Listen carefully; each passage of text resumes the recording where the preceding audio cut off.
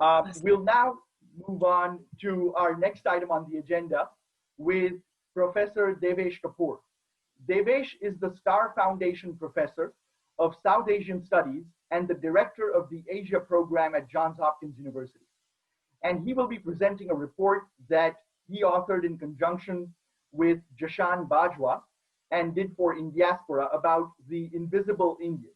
Essentially, like I said, this is a report that shines a spotlight on underprivileged Indian Americans and what we can do to make a positive difference about them. So with that, Devesh, over to you. Thank you all. I think after after soaring high with Mary's magnificent voice, I'm going to sort of bring you guys down to earth with something much more prosaic.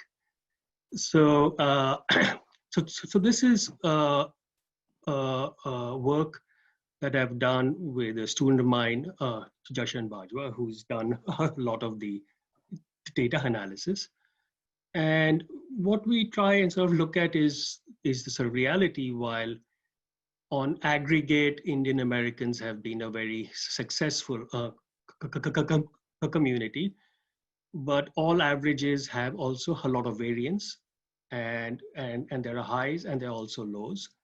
And so we're trying to sort of uncover the less visible, the less successful Indians. And that's what this analysis is about.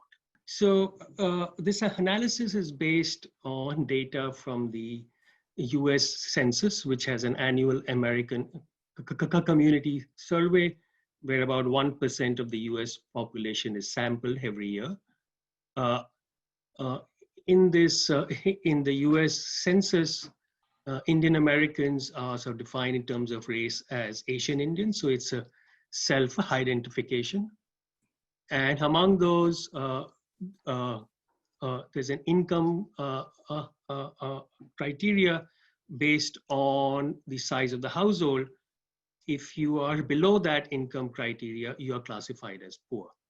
And that's a very standard way that it's done everywhere. So just to give you some ballpark figures, in 2018, about 250,000 Indian Americans were below the poverty line. That's about 6.5% of the population, which is about half the poverty rate for Americans as a whole. And these numbers are higher in the Hispanic and among Black Americans.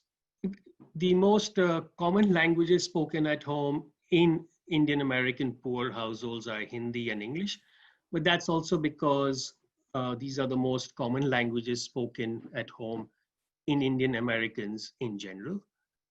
Relative to the share of population, the incidence of poverty is greater among Bengali and Punjabi speakers. About a third of the poor are not in the labor force, which is different from unemployment, which means they are not seeking employment. We are not sure why they are not in the labor force. We think that one part of the reason might be their immigration status. But even then, about a fifth of the poor are not US citizens. So that alone cannot explain this. What are some of their characteristics? Relative to the poor in America in general, they are much more likely to be married households. Poverty in America is more feminized. Among Indian Americans, however, it's the opposite. Male-led households, the incidence of poverty is sort of greater.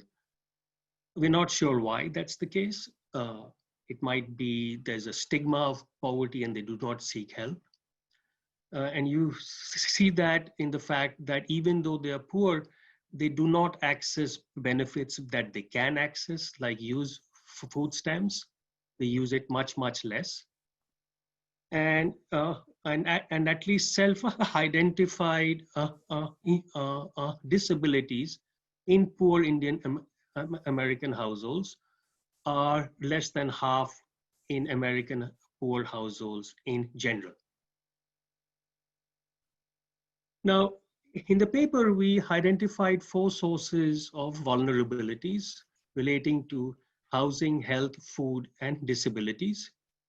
Among the poor households, at least 86% face at least one of these vulnerabilities, and about a third of poor Indian American households have at least 2 of these disabilities. Where do they live? They broadly live where Indian Americans live. That's not surprising, except that relative to the general Indian American population, the Indian American poor tend to live more in rural and semi-rural areas, which is also the same with the poor in the broader American population. Unsurprisingly, there is a positive correlation between impoverished Indian Americans and unauthorized Indian Americans, that is those who don't have a legal status. The fraction of this group has actually grown quite sharply in the last decade, and there are roughly at least 500,000 unauthorized Indian Americans, although the numbers are different depending on the source of data that one uses.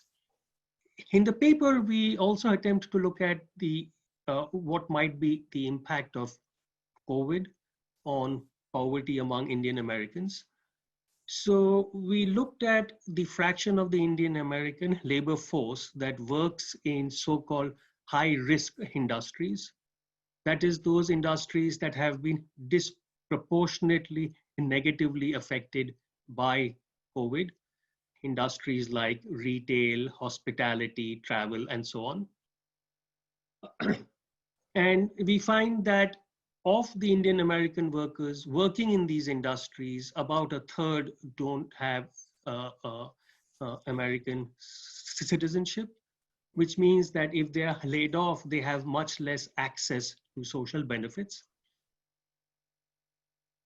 Our estimate when we sort of look at these numbers is that the job losses, absence of health insurance, maybe evictions from housing, etc., that COVID, depending on the duration of this crisis, it's likely to increase poverty among Indian Americans by up to 50%, from about 6.5 to about 10% of the total Indian American population. At the end of the paper, what we do is we sort of lay out 5 strategies to sort of mitigate poverty risk. One can have a spatial strategy, which is to focus on the spatial areas where the poor Indian Americans live.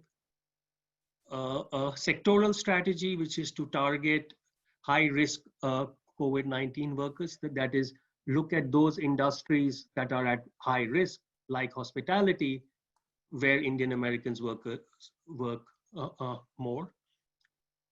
The third is a strategy that really brings and helps out through legal assistance, because many of them are going to be unauthorized workers. Many of the poor live in rental housing. If they suffer a loss of income, they face housing sort of eviction. For all of these, they need some legal help. The fourth is to really target those who are extra vulnerable. And almost for sure, what we see is an increase in sort of domestic violence, increase in mental health issues. These afflictions will much more adversely affect children, elderly, as well as the incarcerated. And so the idea is to focus particularly on these vulnerable groups. And the last, which is more of a long-term strategy, it's reasonably clear that some of the industries that have been severely affected, the jobs are not going to come back the way they were pre-crisis. So some of these workers really will have to be retrained to enter other occupations. And so strategies that could help them retrain so that they could move out of the sectors where they were working, where jobs are unlikely to come back, and move into sectors that are likely to grow more. And now that's it. We can open up for questions. Thank you so much, Devesh. You've unearthed some really insightful things in this report. And, if we had the time, I think we could have just an entire summit on this itself. I know that there are several members of the media, as I've seen on the participant list, that are right now in the meeting room. In the interest of time, let me just say to the members of the media that if you wish to speak with Devesh, please reach out to us. We'll be happy to facilitate a conversation, either tomorrow or sometime thereafter. All right. So thank you so much, Devesh, for that presentation. And I'll turn it over now to my colleague, Ashish Shah, our Director of Community Relations in Seattle. Thanks, Sanjeev. And thank you, Devesh, for presenting the report. Okay, let me. And thank you to you and Jashan for your research on this topic. This report can now be accessed on the Indiaspora website, and the link to that will be posted very soon in the chat.